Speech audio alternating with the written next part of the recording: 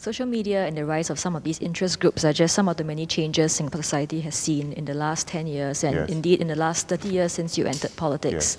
Could you give us your observations on some of the biggest changes you've seen in Singapore society and the electorate, in both positive and negative, and what implications you think that has for politics? Well, I think that the society has become much more educated. 30 years ago when I came in, the proportion who had been to university, I would guess overall maybe less than 10%. And the proportion, my generation, the people who had gone beyond primary school were only maybe 60% of the population. And my generation, many of us still around and older than me.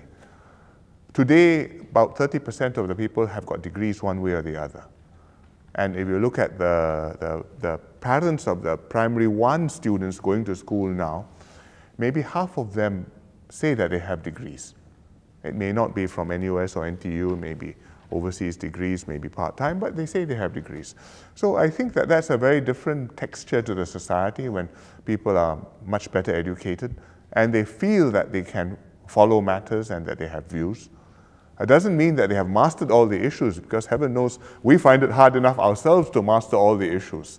So it's not so easy for somebody, even reading the best reports in the newspapers, to understand everything which is going on and to have a fully informed view.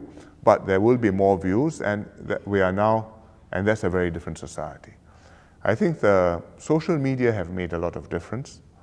I think because it's now not only that people have views, but the views can propagate and circulate and catch fire very quickly. For something to go viral, 30 years ago, if you said something has gone viral, nobody would understand you, but they would guess it had something to do with a terrible disease. And now, I mean, Psy goes viral, right? Some people think it's a terrible disease, or some people think it's quite fun. So it's a very different world. It has to happen, but it generates new problems. Our population has also changed in generations. So the life experiences of our people has changed a lot. In 1984, we were still about half, or even more than half, were the independence generation.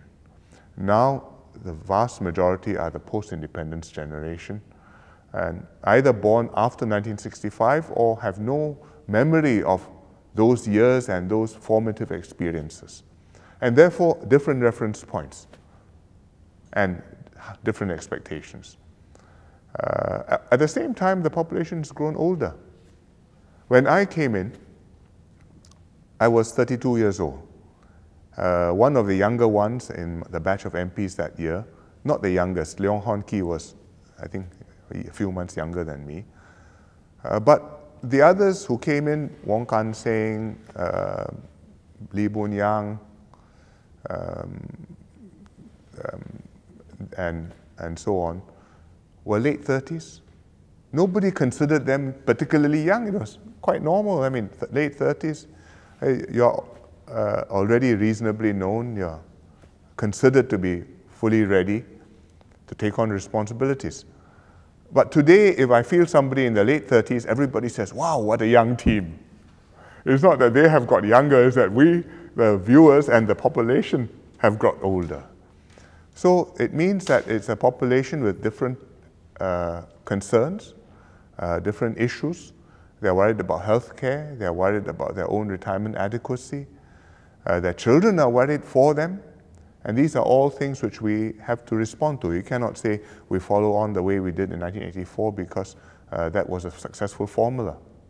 Singapore has changed.